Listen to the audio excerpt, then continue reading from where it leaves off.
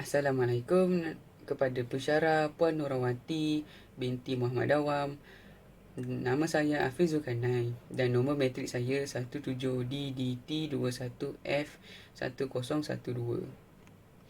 Saya dari kumpulan 3 ingin membentangkan faktor ekonomi dan pasaran mempengaruhi etika dan peradaban di Malaysia. Terdapat kepentingan penghayatan etika dan peradaban mengikut konteks ekonomi dan pasaran. Definisi etika ialah prinsip moral atau nilai-nilai akhlak, iaitu adab sopan santun, yang merupakan pegangan nilai murni dalam diri seseorang individu. Ia sangat penting semasa mengurus tata cara dalam kehidupan manusia bagi meluruskan individu, keluarga, masyarakat dan pertubuhan. Ia juga dapat memastikan kesejahteraan dan kebahagiaan dalam hidup kita.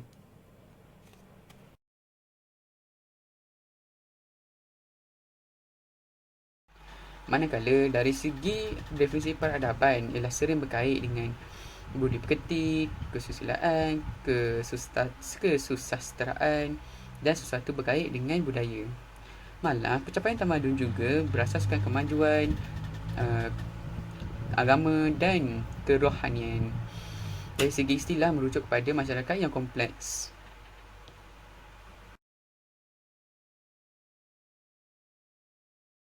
Selain itu, interaksi dengan budaya dan peradaban yang berbeza antara kaum yang berlainan budaya dan agama dapat saling berinteraksi walaupun tinggal di negara luar dan negara yang sama. Contohnya, interaksi antara masyarakat Muslim, Buddha, Hindu di Asia Tenggara. Sebelum zaman kolonial, terdapat konteks hubungan sosial pada masyarakat Muslim dengan masyarakat Buddha di Thailand, Kemboja, Indonesia dan Malaysia.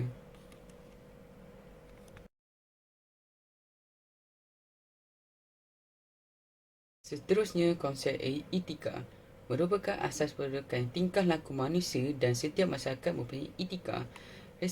Dari aspek bahasa Greek disebut ethos, iaitu perangai, manakala Latin disebut morus, iaitu moral. Konsep ini juga bersifat teori, iaitu melidik, memikir dan mempertimbangkan. Pandangan barat disebut ethos yang diambil dari perkataan Greek. Maksudnya sikap atau adat yang menentukan tingkah laku dan lihat sebagai prinsip moral. Pandangan Cina disebut Ruaism dalam ajaran Confucius, diiktirafkan sebagai tradisi falsafah kemanusiaan atau kepercayaan rasional dalam nilai kemanusiaan. Pandangan India disebut Niti Sastra dari perkataan Sanskrit, merujuk kepada peraturan, perintah dan kebenaran. Pandangan Islam disebut akhlak dari perkataan Arab yang dimasukkan sebagai pekerti, tingkah laku dan tabiat.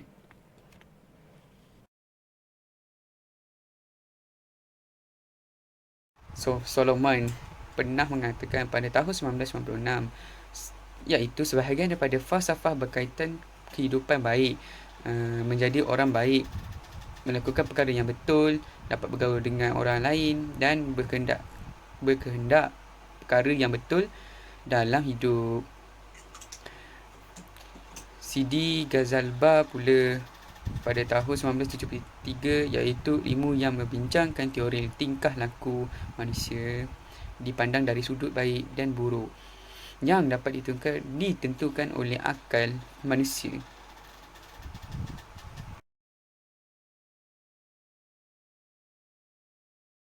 Terdapat 3 konsep etika, iaitu ruang lingkup etika, perkara yang menentukan etika dan ukuran dan kriteria etika.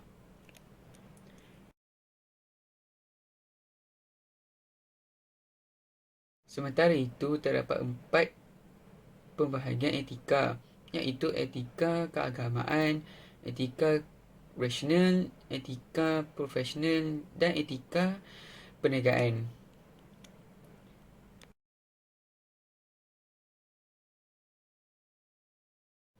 Dalam pada itu, terdapat 3 aliran etika. Yang pertama ialah nihilism, merupakan setiada sistem moral yang benar. Moral tidak wujud dan dicipta secara abstrak kerana tidak wujud tindakan yang baik daripada tindakan lain.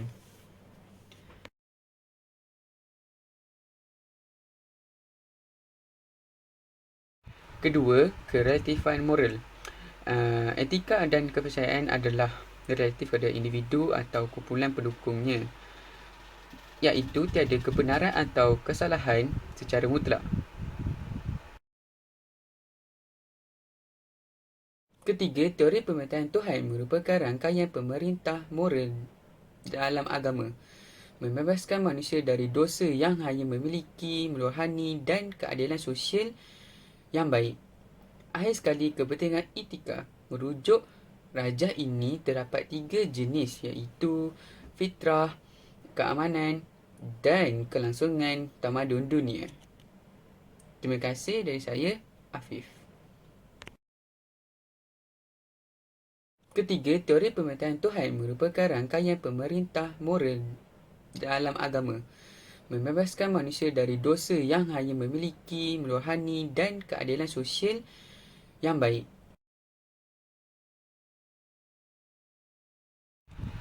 Terdapat 3 jenis kepentingan etika, iaitu fitrah, kedua keamanan, ketiga kelangsungan tamadun dunia. Sekian, terima kasih dari saya, Afif.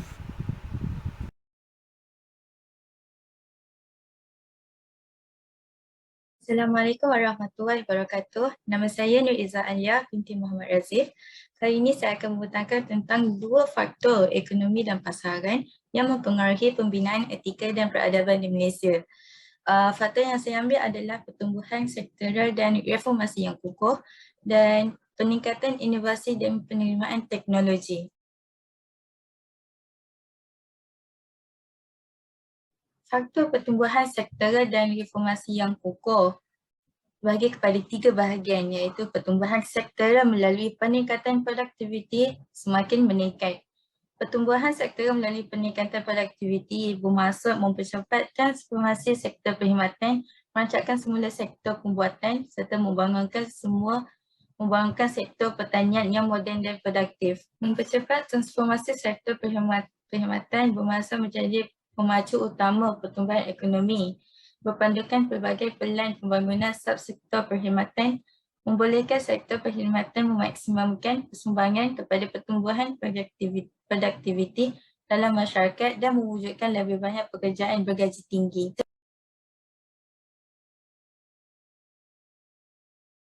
Sektor pembuatan semakin diperkasa adalah peralihan sektor pembuatan akan diteruskan ke arah mengeluarkan lebih banyak produk yang mempunyai nilai ditambah yang tinggi serta produk yang pelbagai dan kompleks. Manakala dapat membangunkan sektor pertanian yang moden produktif adalah usaha dipergiat bagi meningkatkan produktiviti dan pendapatan petani, nelayan dan peternak serta menambah baik imbangan dagangan makanan. Inisiatif strategik akan dilaksana bagi menangani jaminan bekalan makanan negara di samping memastikan produktiviti dan pendapatan petani yang lebih tinggi.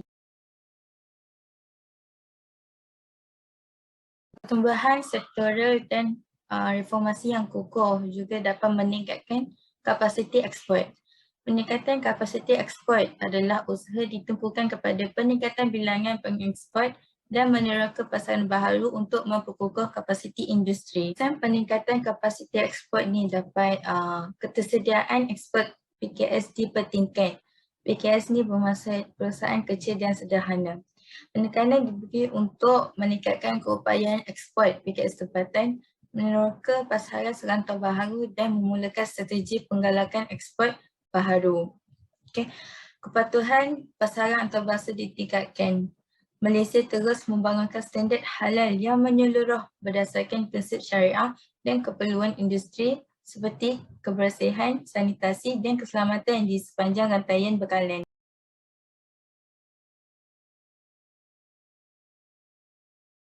Pertumbuhan sektor dan informasi yang kukuh juga dapat memudahkan cara urusan menjalankan perniagaan, iaitu menambah baik peraturan dan amalan perdagangan. Usaha sejadah seperti memudahkan pelaksanaan perniagaan, menghapuskan beban kawal selia, perniagaan yang tidak perlu dan mengurangkan proses birokrasi akan terus dijalankan bagi menurunkan kos pematuhan. Dalam melangkah ke hadapan, portal Libat Urus Awam bersepadu akan dilancarkan sebagai platform untuk orang ramai memberi maklum balas mengenai cadangan ke atas sebarang perubahan peraturan. Kita masuk kepada peningkatan inovasi dan penerimaan teknologi. Peningkatan inovasi dan penerimaan teknologi juga terbahagi kepada 3 bahagian. Yang pertama adalah penerimaan teknologi semakin meningkat. Kebanyakan PKS iaitu perusahaan kecil dan sederhana masih bergantung kepada teknologi yang rendah dan terlibat dalam aktiviti yang mempunyai nilai ditambah yang rendah. Sehubungan itu, inisiatif terus dilaksana bagi mewujudkan PKS yang dinamik, iaitu yang berdaya saing pada peringkat global serta dapat menghasilkan barangan dan perkhidmatan nilai ditambah yang tinggi. Dengan peningkatan inovasi dan penerimaan teknologi ini, kapasiti dan keupayaan PKS dapat ditingkatkan. PKS disokong dalam bidang strategik melalui penyediaan dana dan pelaksanaan inisiatif kerjasama untuk memanfaatkan teknologi. Penerimaan teknologi semakin meningkat juga dapat mempercepat penerima-gunaan teknologi dalam sektor pembinaan, iaitu tumpuan yang lebih diberi untuk menggalakkan penggunaan teknologi dalam sistem pilihan industri IBS dan pemodelan maklumat bangunan BIM bagi membuat simulasi reka bentuk pembinaan dan penyelenggaraan bangunan. Ia juga dapat mempertingkat penerima-gunaan teknologi dalam sektor pertanian, iaitu pelaksanaan inisiatif dalam mempertingkat penerima-gunaan teknologi di pegiat bagi memudahkan sektor pertanian. Antara inisiatif tersebut termasuk penerima-gunaan teknologi pertanian tepat, penggunaan aplikasi telefon mudah alih untuk proses pengeluaran dan perluasan penggunaan mekanisasi dan automasi.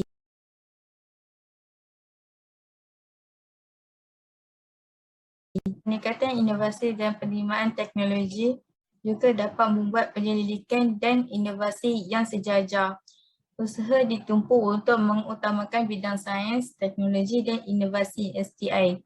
Mengukur pengurusan penyelidikan oleh institusi penyelidikan awam dan mempertingkat kerjasama melalui perantara. Kesannya, ia dapat mengutamakan sains, teknologi dan inovasi. Tumpuan diberi kepada bidang yang diutamakan seperti bioteknologi, nanoteknologi, teknologi digital, teknologi hijau dan teknologi neuro yang akan dimanfaatkan bagi melonjak kemajuan STI. Mengukur pengurusan penyelidikan oleh institusi penyelidikan awam. Terdapat keperluan yang mendesak untuk menyusun semula institusi penyelidikan awam bagi memastikan kecekapan dan kebersihanan institusi tersebut. Yang ketiga, dapat meningkatkan penyelidikan berasaskan permintaan. Aktiviti penyelidikan pembangunan dan pengkomersialan R&D dan C ditumpu ke arah menyokong pertumbuhan PKS tempatan. Sehubungan itu, dana untuk penyelidikan inovasi bagi perniagaan kecil akan diteroka untuk menggalakkan penyelidikan dalam kalangan PKS. Selain itu, peningkatan inovasi dan penerimaan teknologi juga dapat meningkatkan pembangunan kapasiti. Kekurangan modal insan yang berkualiti dan berkemahiran dalam bidang khusus telah menghalang peralihan ke arah aktiviti ekonomi, berintensifkan pengetahuan yang tinggi dan termaju. Dalam menangani isu ini, usaha pembangunan kapasiti akan dipergiat untuk mewujudkan tenaga kerja yang lebih cekap dan berkemahiran bagi memenuhi permintaan industri. Program latihan kemahiran semakin kukuh. Usaha ditumpu untuk meningkatkan pembangunan kapasiti bagi meningkatkan kualiti serta bilangan tenaga kerja mahir untuk menyokong inovasi, pemodenan dan penerima-gunaan teknologi baharu berkaitan 4IR. Kerjasama yang lebih erat dalam kalangan pihak berkepentingan melalui pelbagai inisiatif seperti program latihan industri dan latihan kemahiran untuk pekerja akan diteruskan bagi memenuhi keperluan bakat industri, khusus industri. Kerjasama antara institusi latihan dengan industri semakin dipergiat dalam tempoh akhir rancangan untuk menghasilkan tenaga kerja mahir dalam memenuhi permintaan industri. Itu sahaja pembentangan daripada saya, Nur Izzahalia binti Muhammad Razif. Terima kasih.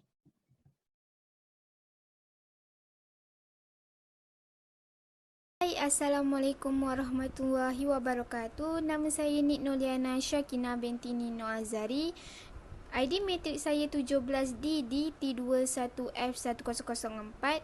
Hari ini saya ingin membentangkan atau pembentangan selanjutnya adalah tentang etika dan peradaban terhadap individu, keluarga dan komuniti terhadap ekonomi dan pasaran. Faktor ekonomi yang boleh meningkatkan ekonomi dan pasaran adalah mereka haruslah faham terhadap pembentukan etika dan peradaban bagi meningkatkan pendapatan ekonomi untuk diri sendiri. Pengaruh yang baik juga adalah salah satu faktor pembangunan etika dan peradaban. Contoh individu itu menghayati atau faham tentang etika dan peradaban adalah dengan bersyukur dan menghargai kebaikan, menyempurnakan tugas dan amanah yang telah diberikan, ikhlas menjalankan tugas dan sedia berbakti untuk negara dan diri sendiri.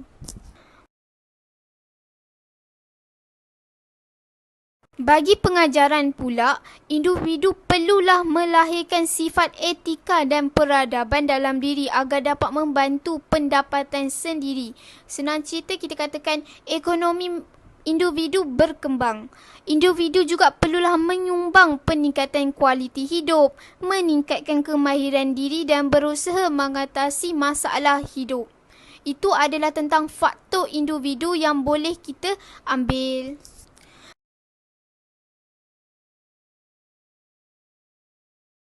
Bagi faktor kekeluargaan pula adalah kerajaan kita telah melancarkan deklarasi keluarga Malaysia yang telah terkandung dalam dasar keluarga negara. Hal ini atau tujuan ini adalah untuk memartabatkan ekonomi dan pasaran dengan menghasilkan institusi kekeluargaan yang beretika sebagai panduan asas dalam kekeluargaan.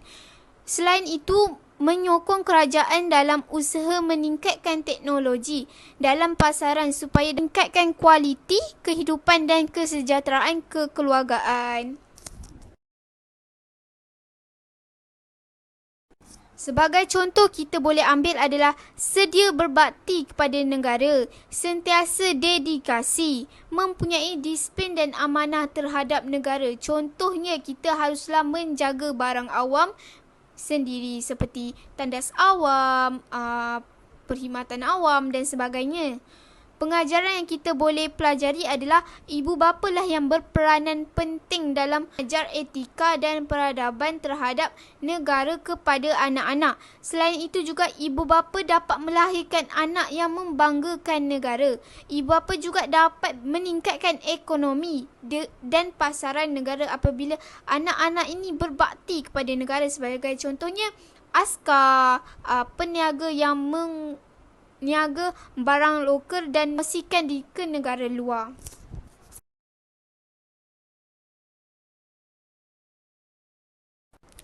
Faktor ketiga pula adalah komuniti. Bagi komuniti pula, pembinaan nasional amat dipengaruhi oleh globalisasi dan perkembangan teknologi yang semakin pesat dalam negara atau pasaran negara kita. Pemimpin yang mewujudkan nilai murni dalam diri mereka dapat mendorong rakyat berganding bahu meningkatkan ekonomi dan pasaran negara agar berkembang lebih maju.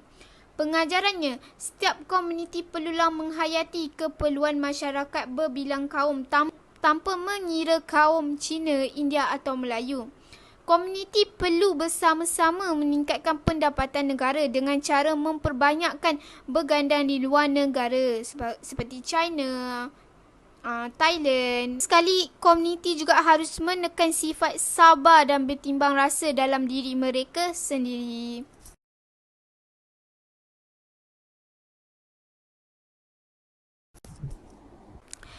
Itu sahaja daripada saya, Nik Noliana Syakinah dari Politeknik Sultan Idris Shah.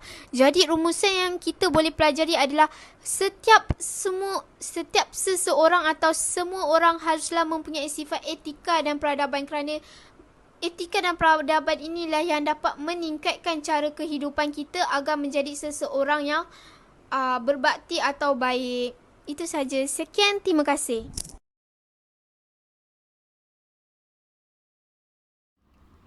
Selamat sejahtera, saya Angelo dan saya akan menjelaskan tentang prakolonial, kolonial dan pasca-kolonial serta dasar ekonomi baru yang menyumbang kepada perkembangan ekonomi negara serta membina etika dan peradaban yang baik.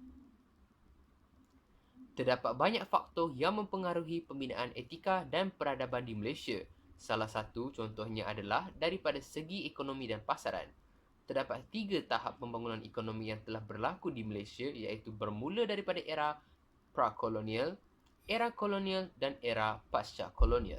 Dasar ekonomi baru iaitu DEB merupakan salah satu idea yang tercetus untuk membantu masyarakat tempatan dalam menangani isu berkaitan dengan etika dan peradaban dalam konteks ekonomi. Melalui perkara ini, kita dapat mengetahui perkembangan Malaysia daripada segi ekonomi dan pasaran yang mempengaruhi etika dan peradaban masyarakat setempat.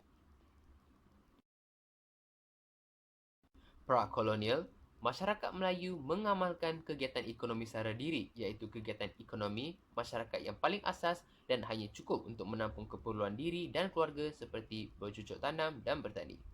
Kegiatan perdagangan adalah yang terpenting ketika zaman Kesultanan Melayu Melaka. Kita dapat melihat bahawa sebelum kuasa asing datang, masyarakat tempatan hanya mengamalkan kegiatan ekonomi berbentuk secara diri yang lebih mengutamakan kepentingan individu. Tetapi, kita melihat bahawa seiring berjalannya masa, masyarakat tempatan telah memulakan kegiatan berdagang sebagai kegiatan ekonomi mereka. Ini membuktikan peradaban masyarakat tempatan yang semakin maju. Kolonial, pembukaan lombong biji timah dan ladang getah sebagai serta kemasukan tenaga buruh secara besar-besaran dari China dan India. British menguasai kegiatan ekonomi negeri-negeri di Tanah Melayu.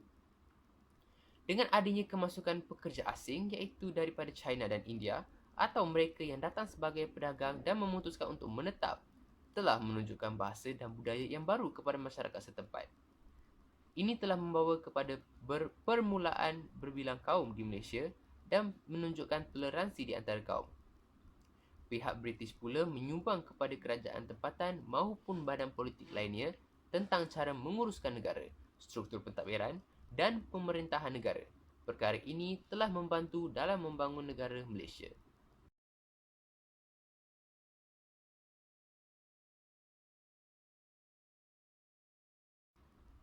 Pasca kolonial, kerajaan menjalankan strategi penyusunan semula masyarakat untuk menyelesaikan kedudukan yang tidak seimbang dari segi penguasaan ekonomi dalam kalangan kaum dan menggalakkan kemajuan ekonomi semua golongan masyarakat agar jurang perbezaan antara masyarakat dapat dihapuskan.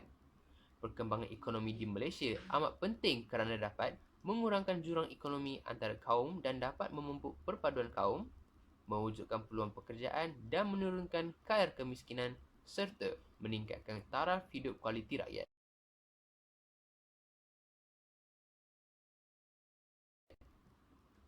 DEB ialah usaha yang dijalankan oleh pihak kerajaan berlandaskan etika demi membangun peradaban masyarakat Malaysia ke arah yang lebih baik. DEB diperkenalkan oleh Tunku Abdul Rahman 1970 hingga 1990. DEB merupakan suatu usaha kerajaan bagi memperbaiki kedudukan ekonomi selepas tragedi 13 Mei 1969 dan strategi ke arah pembentukan perpaduan nasional. Prinsip DEB ialah ketidakseimbangan ekonomi perlu diperbaiki demi mengelakkan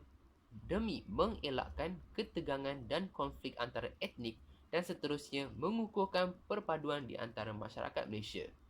Objektif DEB ialah pembasmian kemiskinan tanpa mengira kaum dan penyusunan semula masyarakat tanpa mengikut fungsi ekonomi.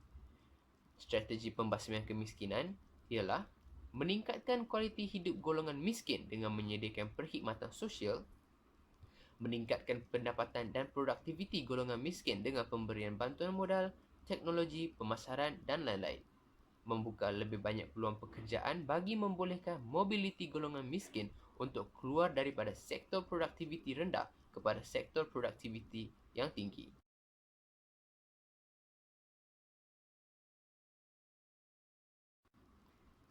Kesimpulannya, era prakolonial, kolonial dan pasca-kolonial merupakan peristiwa bersejarah yang membuktikan dan menunjukkan perkembangan ekonomi di Malaysia telah membawa kepada pembangunan peradaban dan penanaman etika yang baik dalam masyarakat. Serta dengan adanya dasar ekonomi baru ini yang menjadi langkah permulaan bagi kerajaan dalam menunjukkan etika dan menerapkannya dalam masyarakat di Malaysia. Sekian.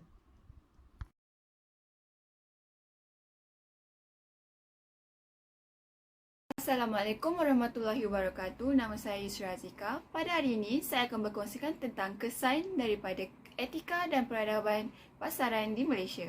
Yang pertama, memperkukuhkan kedudukan dan daya saing. Kedudukan daya saing Malaysia di peringkat global melonjak kepada ranking ke-25 daripada 64 ekonomi dalam World Competitiveness Yearbook 2021 berbanding tanggal ke-27 tahun yang lalu. Sebanyak 141 projek investment leads dengan nilai pelabur sebanyak RM72.6 bilion yang berpotensi untuk melabur di Malaysia sudah dikenal pasti. Memastikan tahap keyakinan pelabur asing dan domestik kekal tinggi untuk terus menjadikan Malaysia sebagai destinasi pelabur pasca COVID-19. Kerajaan sentiasa mengkaji hala tuju dan strategi pelaburan. Seterusnya, transformasi ke arah masyarakat maju. Dengan meningkatkan taraf hidup rakyat luar bandar, kawasan luar bandar yang berimej mundur, tidak maju dan tidak mempunyai nilai keyakinan akan ditukar menjadi tempat membina kehidupan yang lebih baik dan selesa, disertai dengan peluang dalam bidang ekonomi dan industri. Seterusnya, membenteras kemiskinan. Sebagai contoh, keadaan di Vietnam selepas hampir menjadi padang jarak padang terkukuh akibat perang. Negara itu berjaya mencatat kadar pertumbuhan ekonomi purata tahunan sebanyak 7.6%.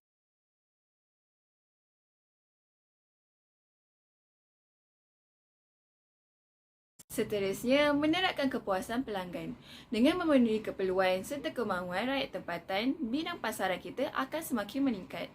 Dalam memenuhi permintaan antarabangsa juga, pasaran Malaysia akan semakin meningkat.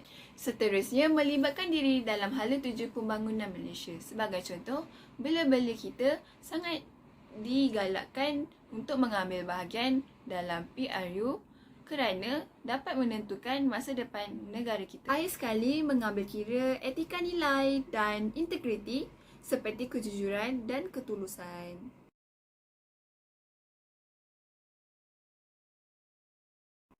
Kesimpulannya, kita haruslah sentiasa sedar dan menginsafi bahawa matlamat akhir negara kita ialah untuk mencapai kestabilan politik, perpaduan kaum dan keamanan hidup rakyat yang berkekalan. Ini adalah asas yang paling penting yang diperlukan untuk membawa negara memasuki era pembangunan yang maju dalam tempoh yang akan datang. Kita mahu menjelang tempoh itu, masyarakat dan negara kita akan menjadi lebih maju, matang, progresif, berteknologi tinggi dan saintifik serta dihormati dan disanjungi oleh negara-negara yang lain.